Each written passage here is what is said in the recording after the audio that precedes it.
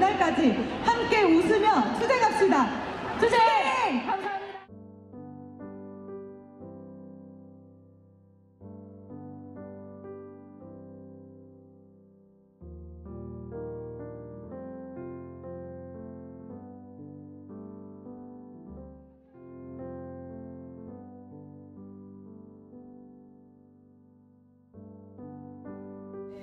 안녕하세요, 선생님. 네. 김희진 모니카입니다. 안녕하세요. 한주의 한나입니다. 너무 흔쾌하게 확답 주셔가지고. 안녕하세요. 저는 대한성공회 서울교구 대학로교회 보좌사제로 있는 강한희 루시아 사제입니다. 네, 저는 대한성공회 여성선교센터라는 곳에서 근무하고 있고요. 그리고 지금 여기 계신 분, 여기 동대문 교회인데 동대문 교회에서 팀사목하고 있습니다.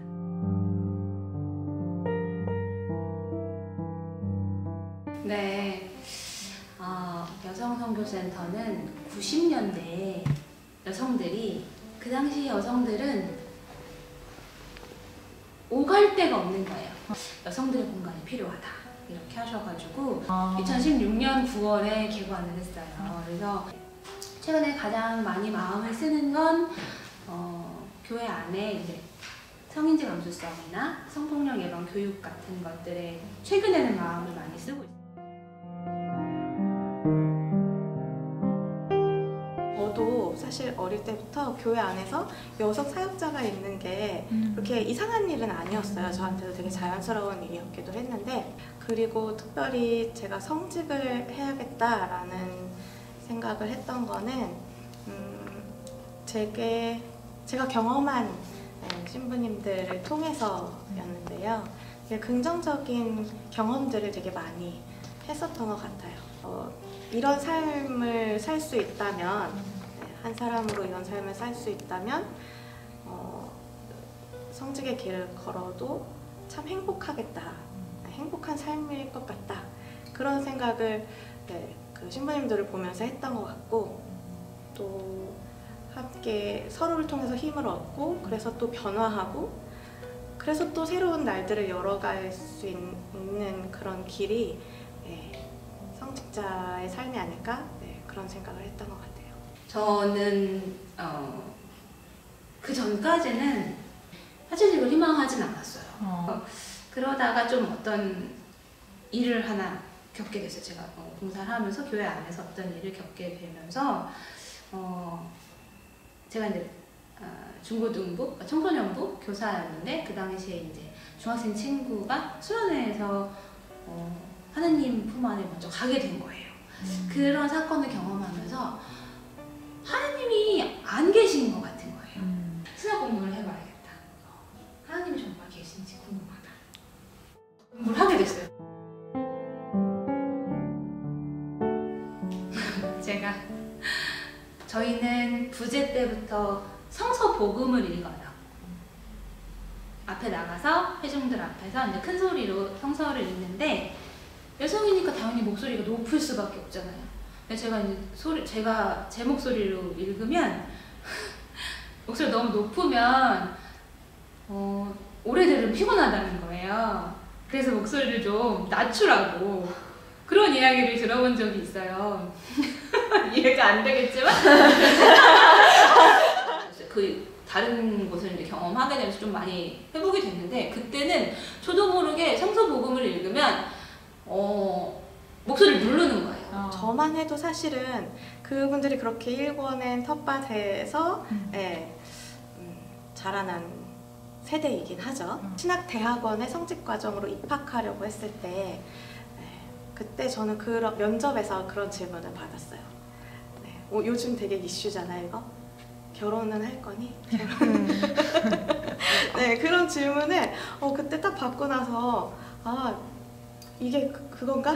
이게 차별적인 발언들을 그때 처음 경험했던 거예요. 그래서 근데 딱 그 면접이 끝나고 나와서 다른 남자 동기들에게 물어봤더니 그분들은 그런 질문을 받지는 않았던 거예요.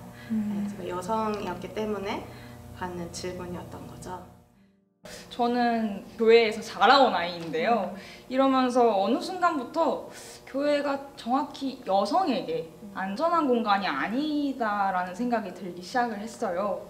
이런 문제를 교회 안에서 발화했을 때 이것은 문제입니다 라고 얘기를 했을 때 또 쏟아지는 시선과 말들이 있기도 하고요. 약자의 언어는 공격적일 수밖에 없다라는 문장이 있었어요. 근데 그럴 수밖에 없지 않나. 공격적이지 않으면 들어주지 않잖아요. 사제님으로서 교회 공동체가 여성들의 언어를 받아들이는 방식을 어떻게 바꿔야 할지 여쭙고 싶습니다. 제가 계속 고민하는 지점이에요. 교회에 젊은 여성이 없어요. 30대 여성은 없고 40대 여성도 없어요.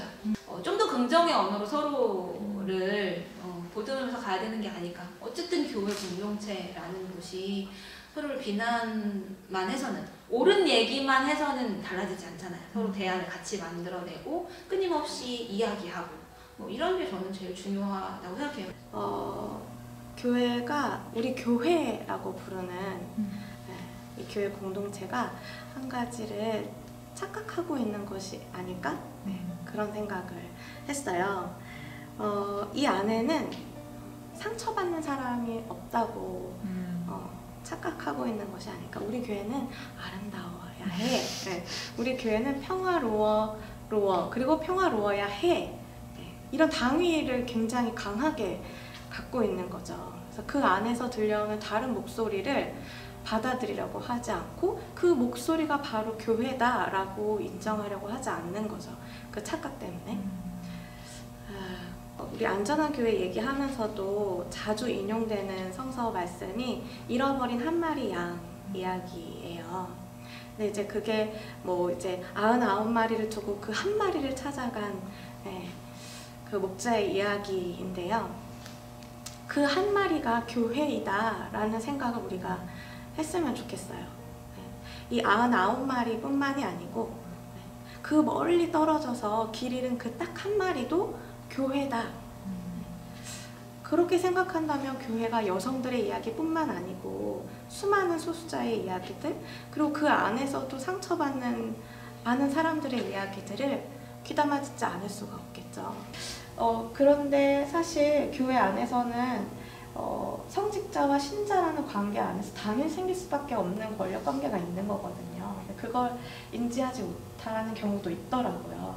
그래서 그걸 알아야 그런 부조적인 한계를 우리가 교회 안에 존재한다는 걸 알아야 그걸 좀 깨어나갈 수 있지 않을까 그런 생각도 했습니다. 방식을 바꾸기 위해서 사장님께서는 작년에 안전한 교회 가이드라인이라는 책에 이제 출간해서 중책을 맡기도 하셨는데요. 이 책에서 나온 지침에 따라 대한성공회에는 어떤 제도적인 장치가 마련되어 있는지, 또 실제로 성차별, 성폭력 피해 사실이 발생했을 경우 어떻게 도움을 받을 수 있는지 궁금합니다. 네, 안전한 교회 가이드라인은 세계성공회 안전한 교회 위원회에서 만들어낸 지침서예요. 근데 이제 이 책자가 우리 대한성공회에 소개되고 대한성공회에 양성평등위원회라는 조직이 있어요. 네, 그 조직에서 함께 이렇게 번역본을 만드는데 힘을 모았었던 건데요. 2021년에 발간되고 축복을 받고 이제 배포가 되기 시작했습니다. 이거는 어떻게 보면 우리가 교회 내 차별과 혐오에 어떻게 대응할 거냐, 어떤 기준을 가지고 대응할 거냐에 대한 신학적인 내용들, 그런 것들까지도 되게 이렇게 담고 있는 내용인데요. 여기에서 권고하는 것은 이것을 바탕으로 각 관구, 그래서 우리는 대한성공회 안에서 우리 교회 안에 적용할 수 있는 실질적인 규정들을 만들어내야 하는 과제가 또 있는 거예요. 그래서 아직 이것만으로 완성되었다고 할 수는 없고요.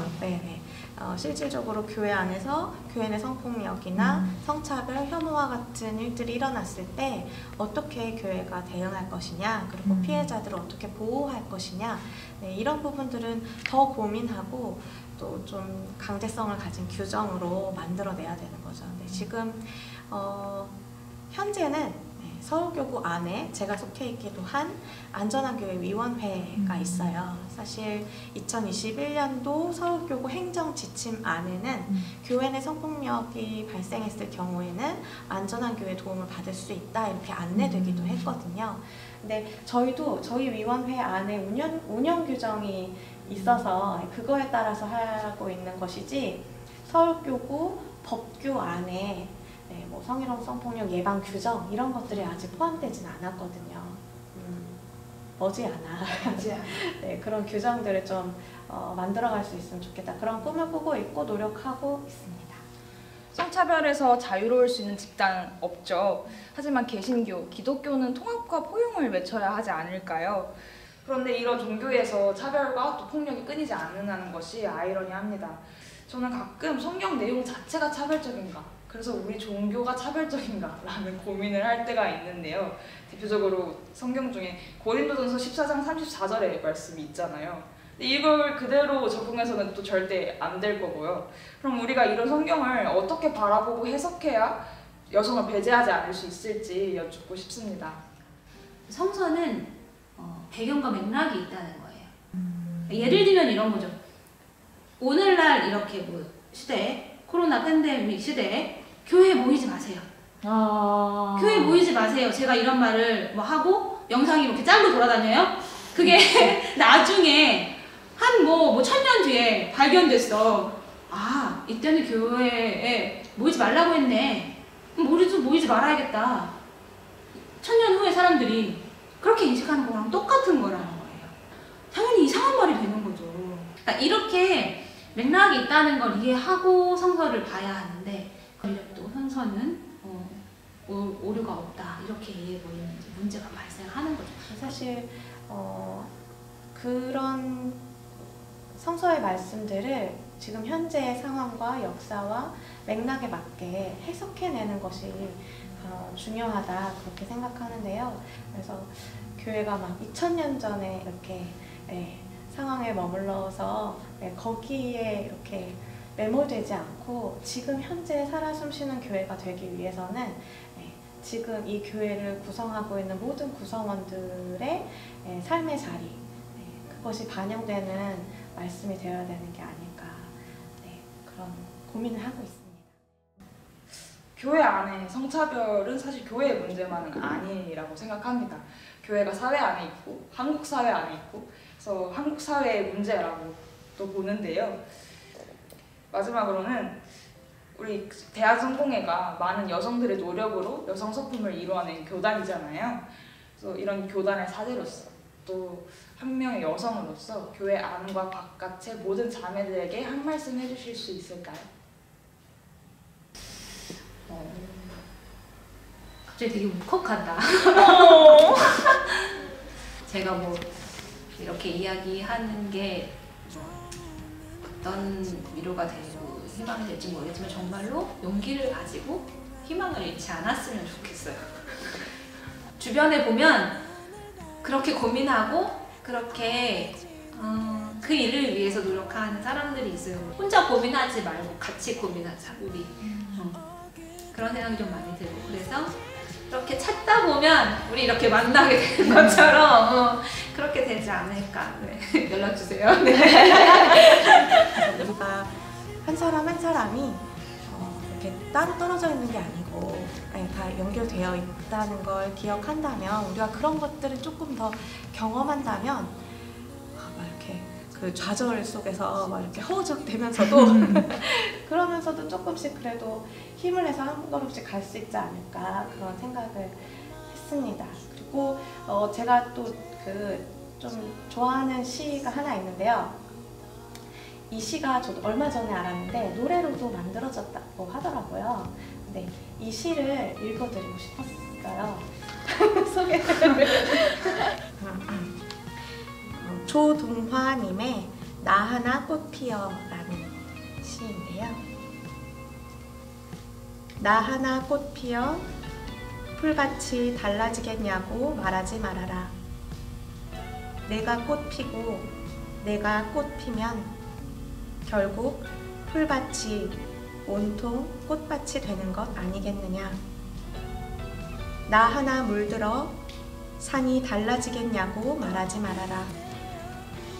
내가 물들고 너도 물들면 결국 온 산이 활활 타오르는 것 아니겠느냐.